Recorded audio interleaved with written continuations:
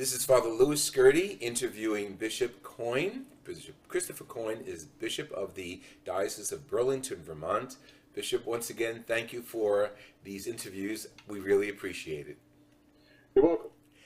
Recently on Morning News, there was a person being interviewed who is introducing of tech-free suppers. And what that means is people come to the table, families come to the table without technology, without phones, iPads, or any of those things.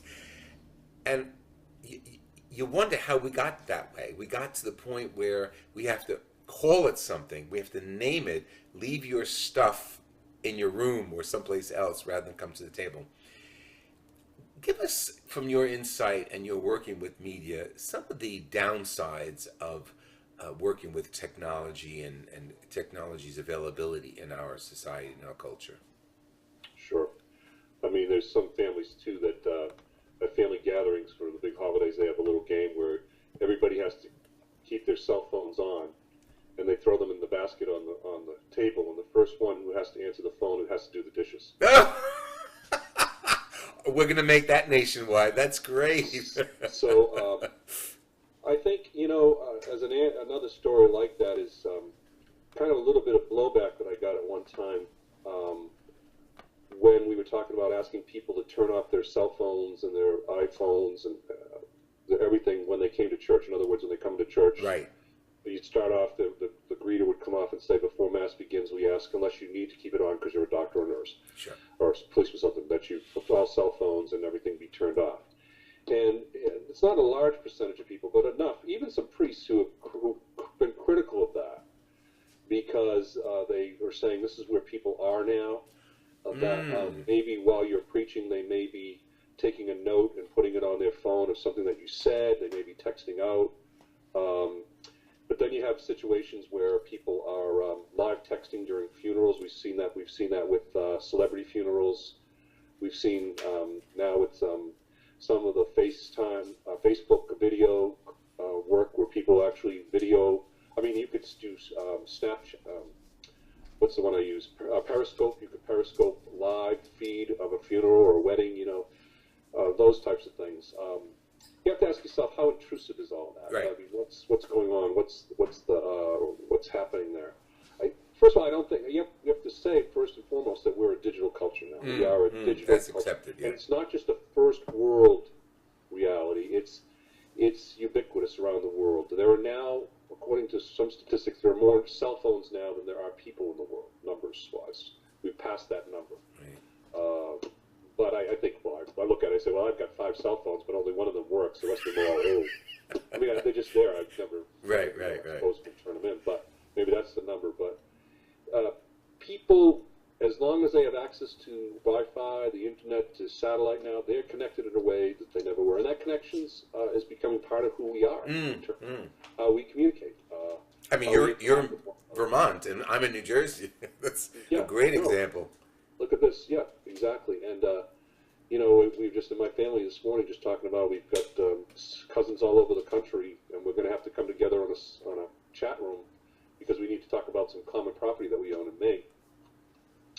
And you never could have done that before. Now you can do it just with no cost. You just kind of sign up for service. But, so we can't escape the fact that we are a digital media, and we can't become Luddites, in the sense of the old 19th century movement to turn away from all technology. I say to the bishops and the priests, this is where our people are. I mean, my mother has an iPad. She's on her second iPad. She's 88 years old. God bless her. Now when we gave it to her, she said, I can't read a book on my iPad. She reads nothing but books on her iPads now. And she loves it, So it's not as if it's generational in the sense of the learning curve. It's just attitudinal. So I think there is a challenge to that because we have to ask ourselves, what's the dynamic now? How is this shaping and changing our audience? How is it shaping and changing the way we communicate? How do I interact? Do you begin to become creative? Do you begin to say, in my preaching, for example, should I have live tweets that are going out as I'm preaching, that I have somebody in the up in the choir loft, who's tweeting out my homily, or something like that, or so that I could say to people, if you want to catch some of the things I said on my preaching today, just go to my Twitter account. They're right there, I mean, look, you can be creative. Yeah. It could sound gimmicky, but maybe it'll help people remember the message. The downside is that it's much harder to bring people into community and communion. Yes.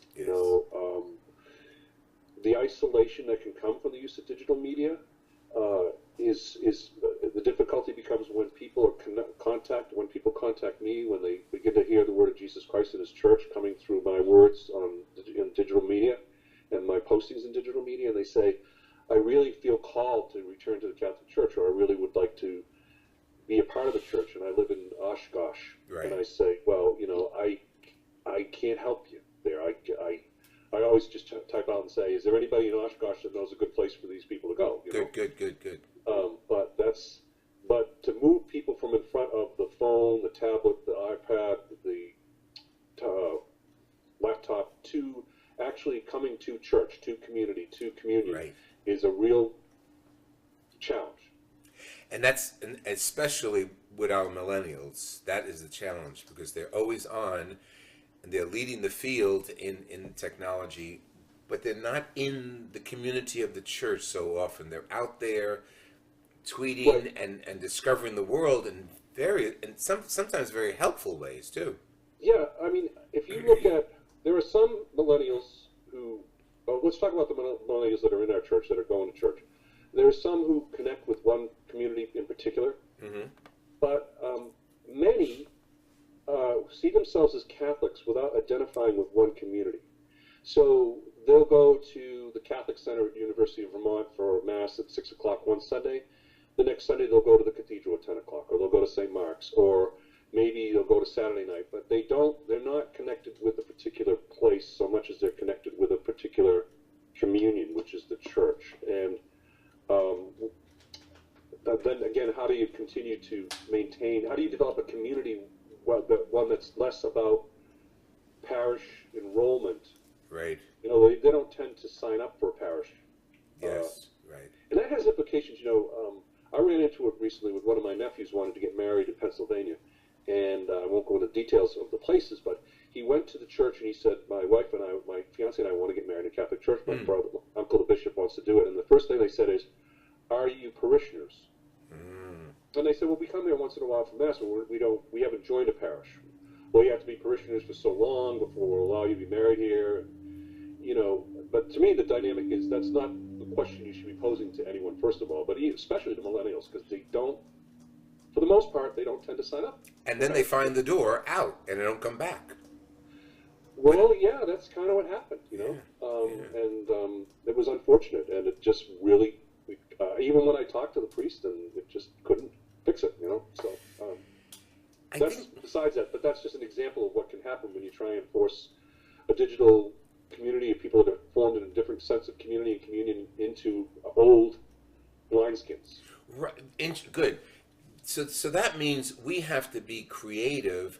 21st century version of creativity has to be incorporated into our outreach, our ministry as priests and as parishes.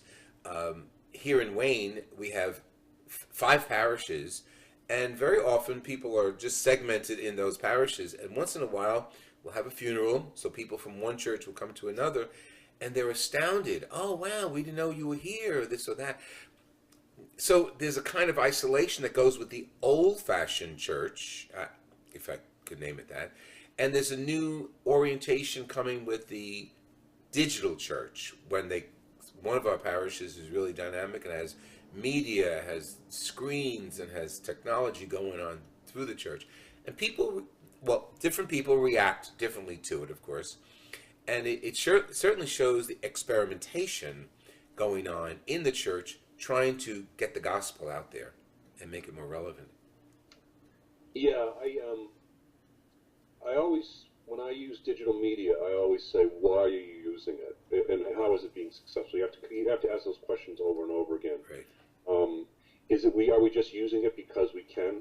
In other words, when I was down in another state giving the retreat last week. I got there early. early, so I went to Mass at a local parish, and they have the video screens up, and on the wall were all the words to the hymns, right?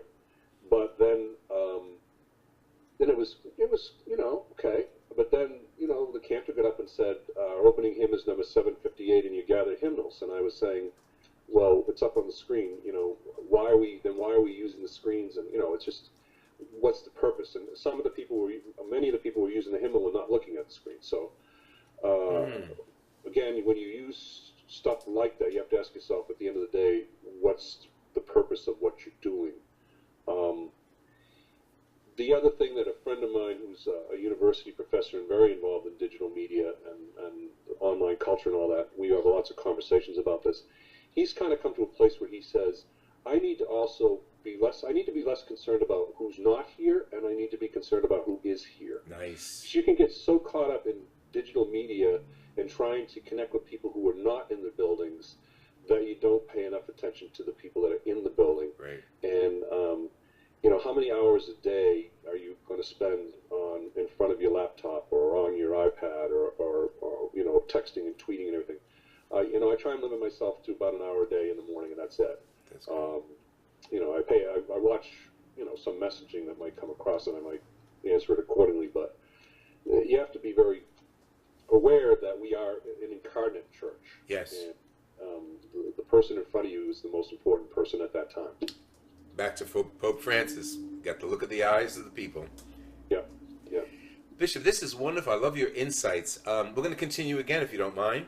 And Sure. I'd like to know more about your role on the USCBB, the United States Conference of Bishops, as, I guess, is it Secretary of Communication? Well, I'm chair. Chair of Communication. Elected chair for a 3-year term.